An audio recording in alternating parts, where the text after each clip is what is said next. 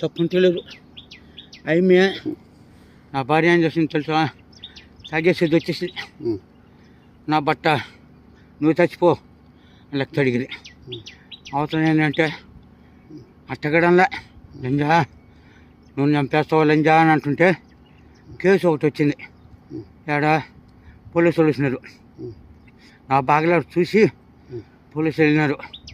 Green టెక్లో అదే station కాడికి రావాలమ్మా అని చెప్పి అన్నారు.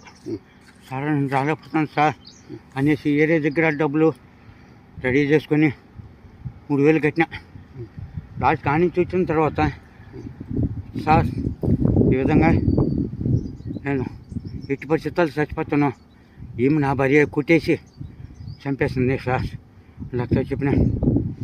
ఈ రాత్రి కూడా ఊపిరాళ్ళ నా చిన్న కొడుకు పోయి పడిపోయి ఉంటే ఇచ్చుకొని ఆడిపోయి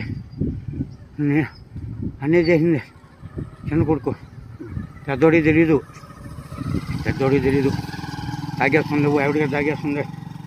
కానీ వెంకటరావుని పోయి ఇచ్చి ముందు ఇచ్చిన నాకు తాగిన కానీ నేను పలకలా. ఇట్లా రాయించుకుని మీరు నా మీదకి చంపేస్తానని మరొకడు. సరే అది కూడా తప్పించుకున్నాడు ముత్యాలమ్మలో.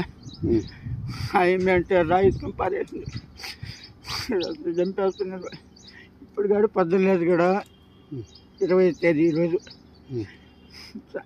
పోతా లంజా నువ్వు చంపేస్తావని నేను అంటుంటే నా బట్ట నేను వస్తానే నేను చంపేస్తాను రా, అదో పూలమల్లి గడి తెచ్చేస్తాను రా నా కొడుక.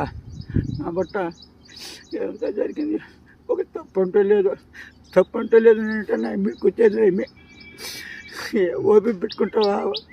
8 నెలల నుంచి తప్పంటూ చేయకుండా ఉంటే ఏంటుంటా చెప్పు.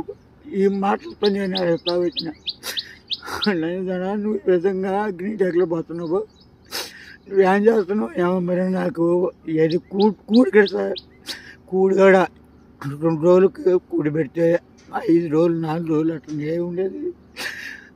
ఏం చేసేది నాయన, మా రాత్రికి చంపేస్తాను నాయన. కానీ ఏం పక్కనే కొనుక్కుంటారు రాత్రికి, కానీ చంపారు. తెల్లారి నువ్వు చూడు, దయచేసి ఏడలో ఇప్పుడు తడబాక ఇవన్నీ ఇది పెట్టుకో. నేను చచ్చిపోయిన రోజు పోలీసులను రేపొచ్చి ఈడీ చూపించు సార్ ఈ విధంగా జరిగింది అతను చెప్పు.